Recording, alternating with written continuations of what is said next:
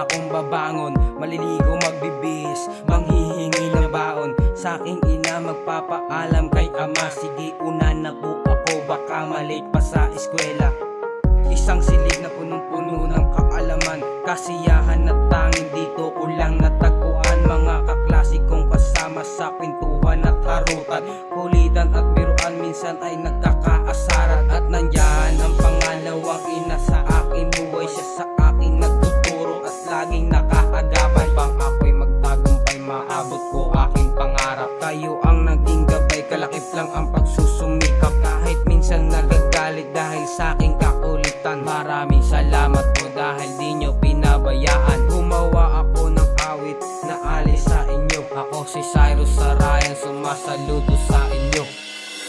Taos puso ko akong nagpapasalamat sa iyo, aking guro. Kayo ang naturo na tamang asal, sumagot ng may po at opo. Natutong tumasa, natutong sumulat, hanggang sa isipan ko'y namulat sa kaalaman na kahit kailan ay hindi makukuha ng sino pa man. Pag merong problema, kayo'y palagi nandyan, nagbibigay ng payo sa tuwing nahihirapan.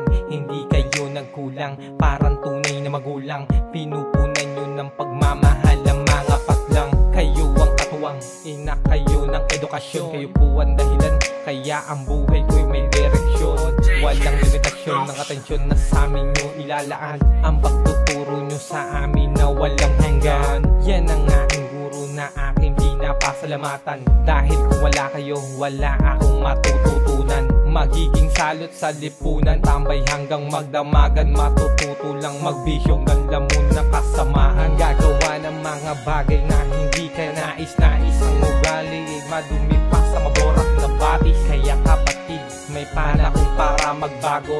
Tartuhin ang pag-aaral bago pangarap maglaho. Taos puso ko akong nagpapasalamat sa iyo, aking guro.